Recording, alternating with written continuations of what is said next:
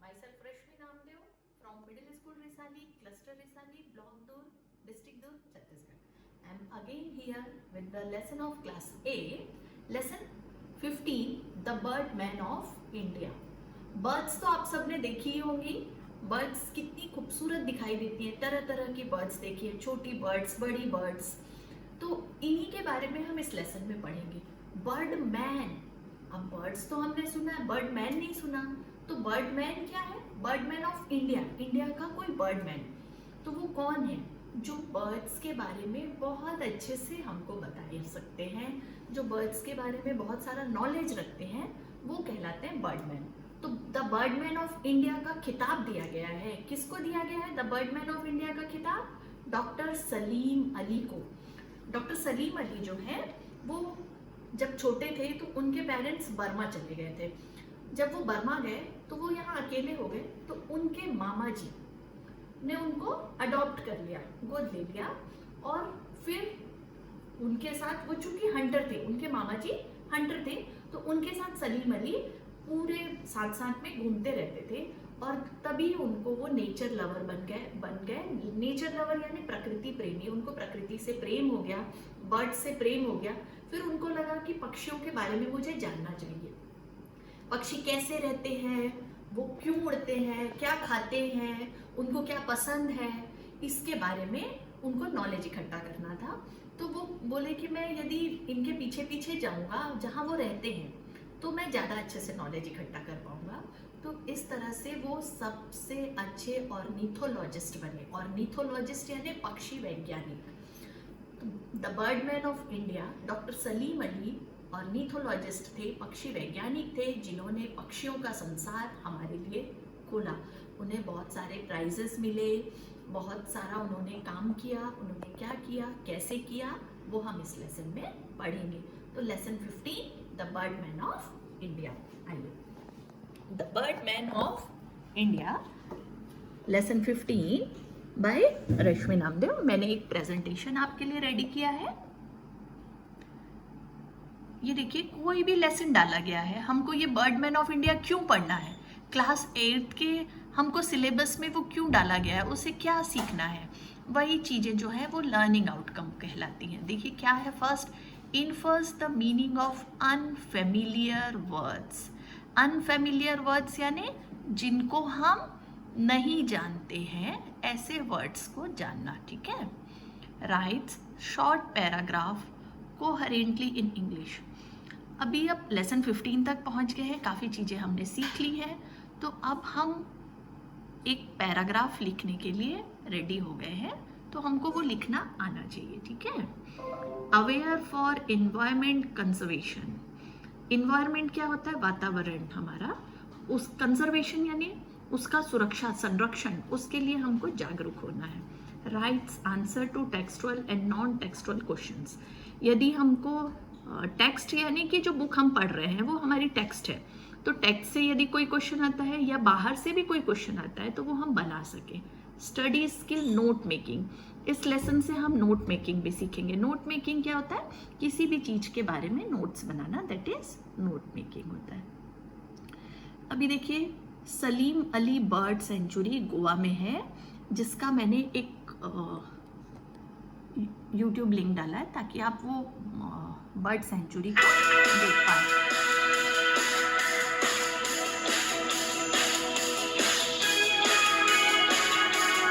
देखिए इस तरह से बर्ड्स दिखाई देते हैं.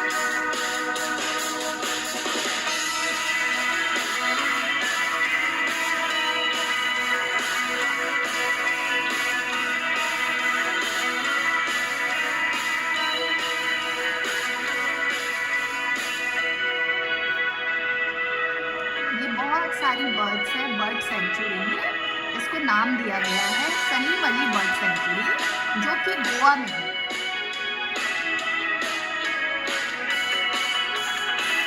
ये तरह तरह की बर्ड्स हैं. वहाँ बहुत सारी बर्ड्स हैं जिनका संरक्षण किया जाता है, जिनकी देखभाल की जाती है.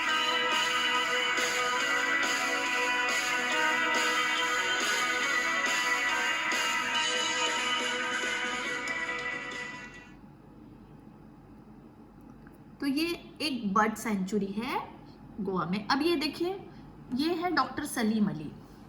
अभी हमने बर्ड सेंचुरी देखी, bird sanctuary, Salim Ali bird sanctuary, अब उसके बाद डॉक्टर सलीम अली। देखिए ये डॉक्टर सलीम अली का फोटो है, इन्हीं के बारे में आज हम लेसन पढ़ेंगे। इन्हें ही बर्डमैन ऑफ इंडिया का खिताब मिला है। अब हम लेसन में आते हैं, द बर्डमैन ऑफ इंडिया।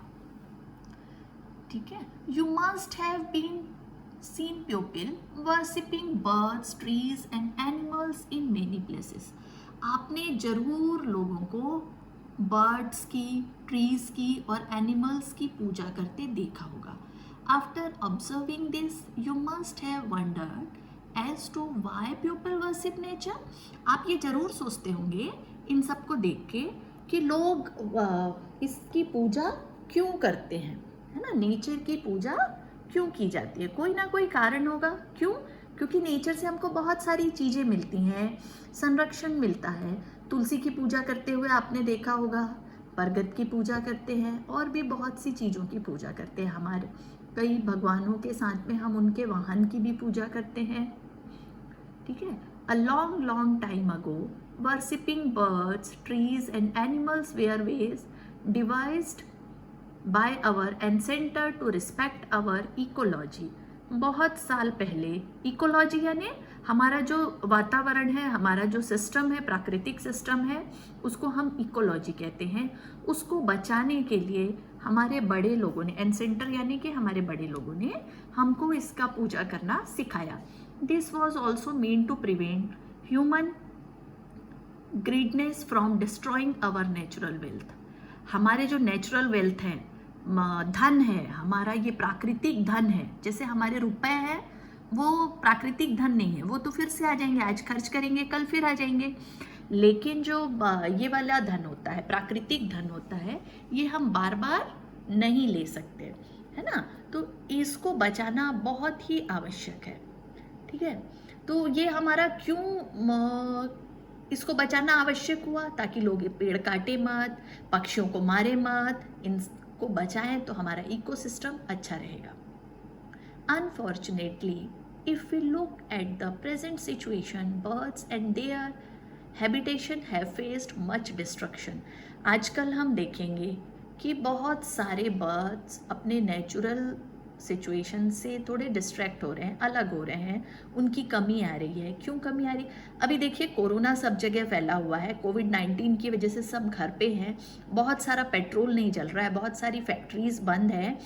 तो हमने क्या देखा, वातावरण शुद्ध हो गया और आसपास चिड़िया दिखाई देने लगी। ये बार बार टीवी में और सब जगह आप देख रहे होंगे। इसका मतलब है कि हम वातावरण को बहुत ज़्यादा अशुद्ध कर रहे हैं और जिससे चिड़ियों को, बर्ड्स को बहुत नुकसान हो रहा है। तो बर्ड्स को बचाया जाना, उनके लिए उपयुक्त वातावरण किया जाना बहुत आवश्यक है। देयर आर 9000 स्पीसीज, 9000 तरह की प्रजातियां of birds and their size.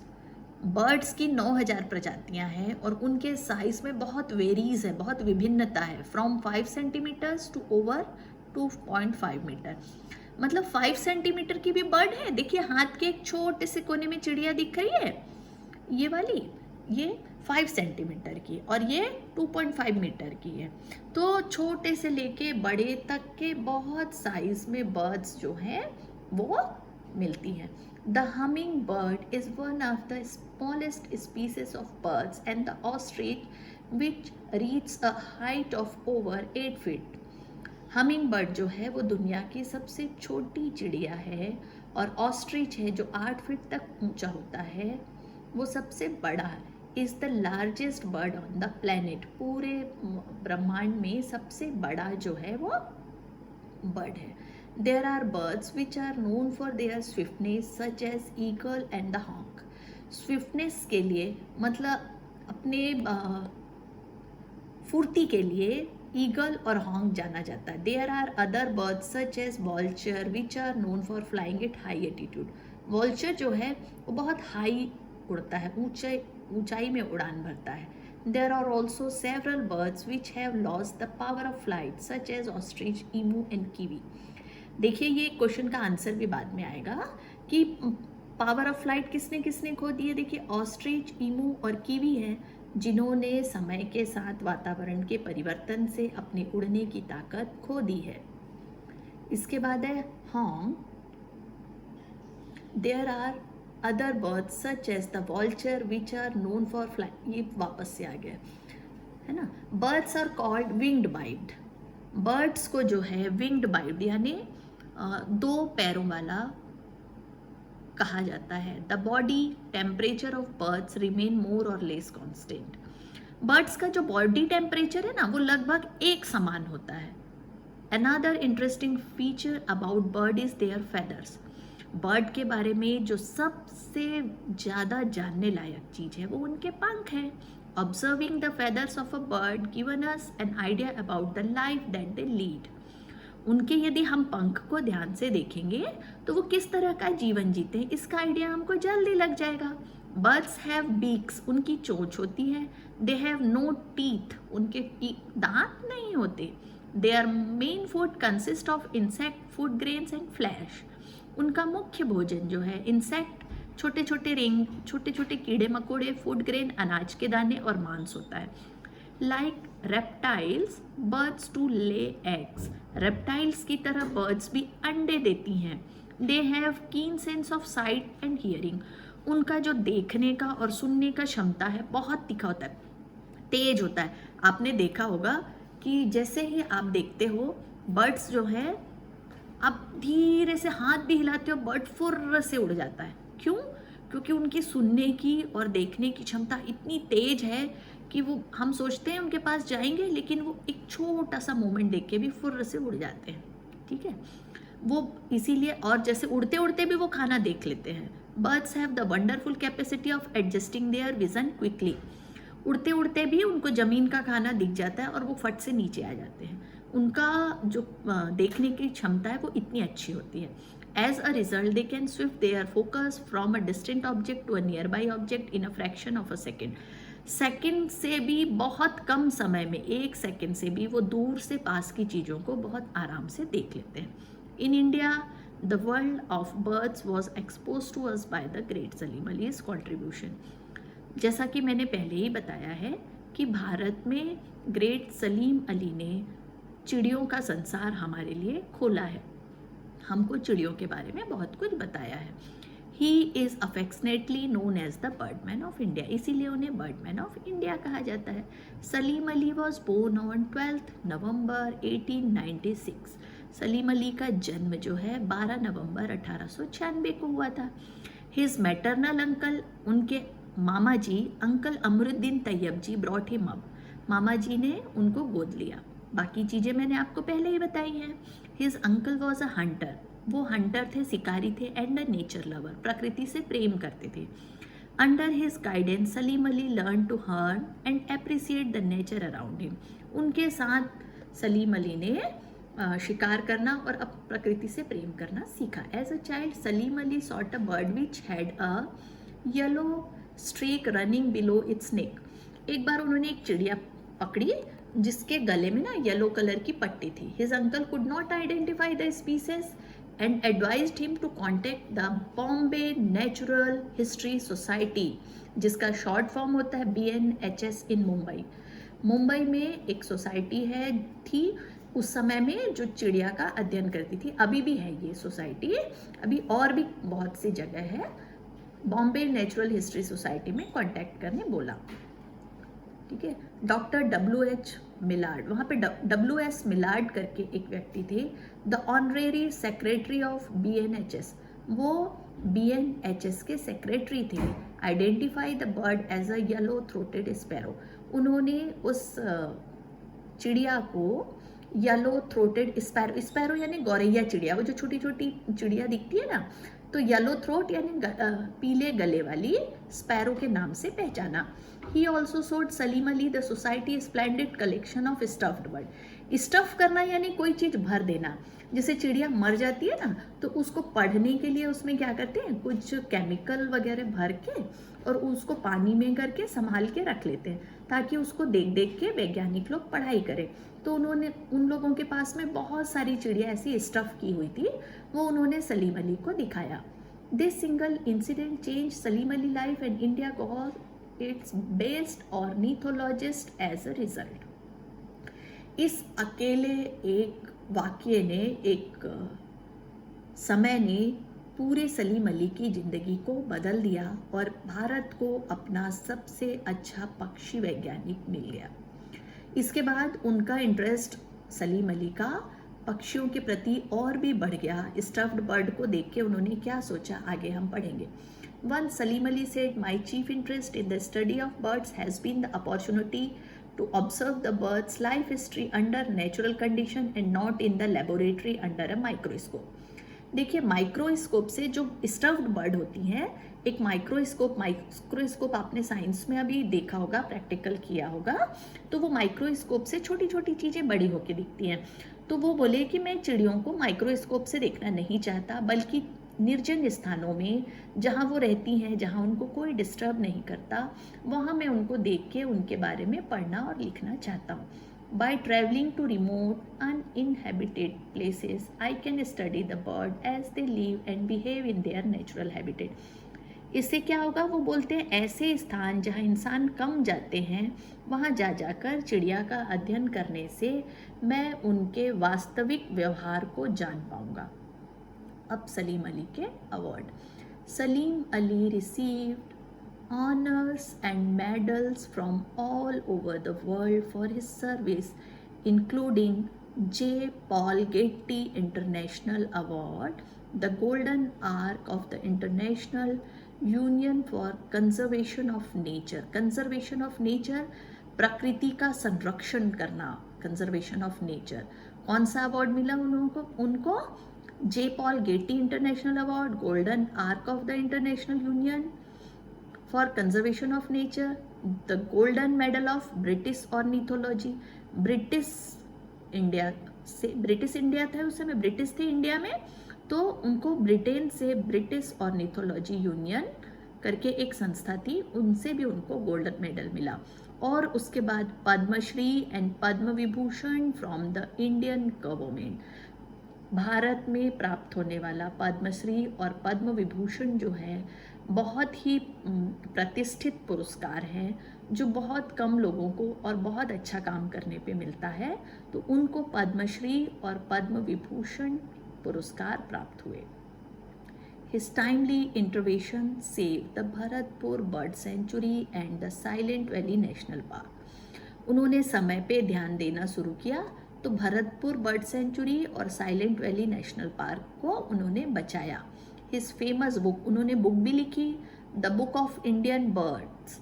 कौन सी बुक लिखी? The book of Indian bird is a bible for birding ornithology. Bible यानी कि धर्म की पुस्तक है, जिसमें क्रिश्चियंस के धर्म की, उनके धर्म के बारे में छोटी छोटी बातें लिखी हुई हैं।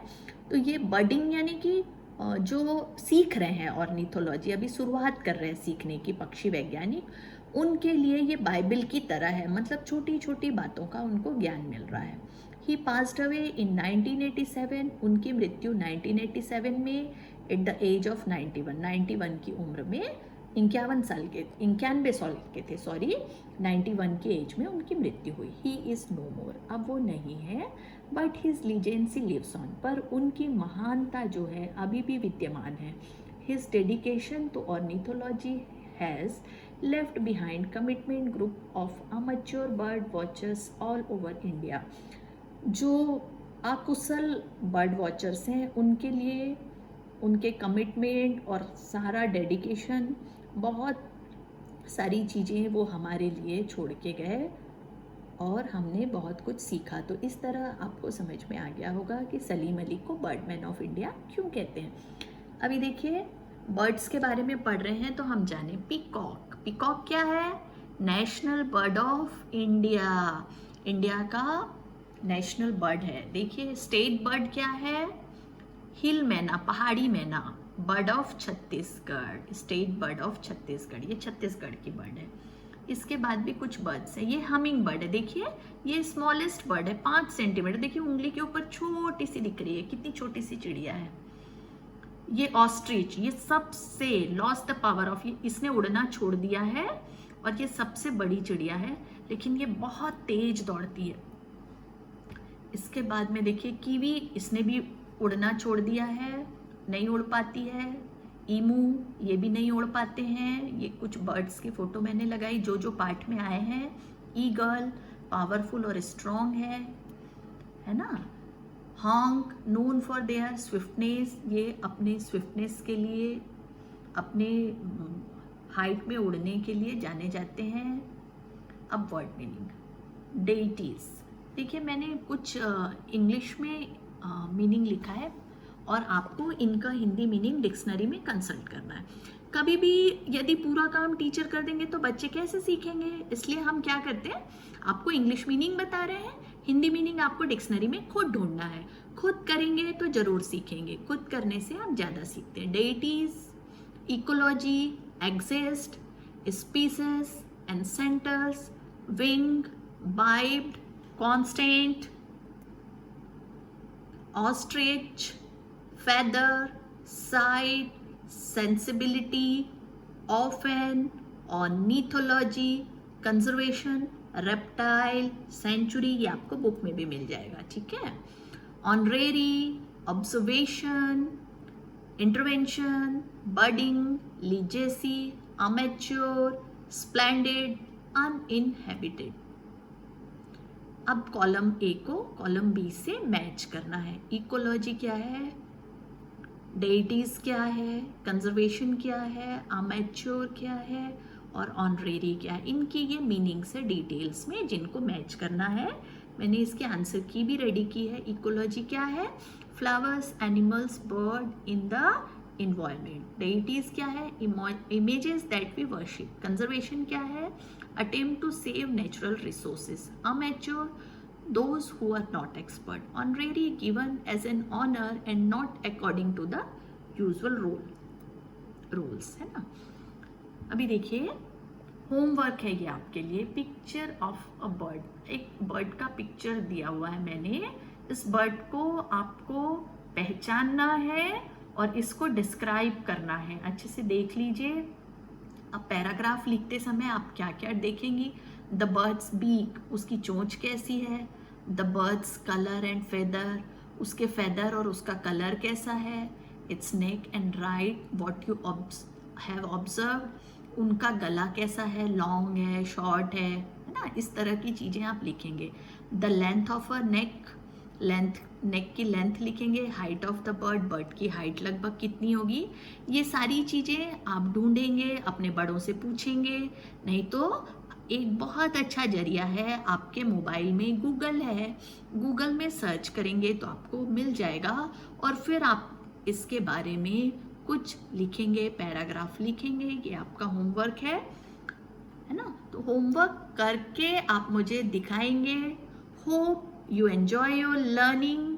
अभी आपको वीडियो नहीं समझ में आया तो आप फिर से पूरा वीडियो फिर से देखेंगे, लेसन फिर से सुनेंगे तो आपको वापस से बहुत अच्छी तरह से समझ में आ जाएगा। बार बार देखने से हमको चीज़ें ज़्यादा याद होती हैं। उम्मीद करती हूँ कि आप इस वीडियो को 2 से 3 बार देखेंगे और सीखेंगे। Thank you, have a nice day.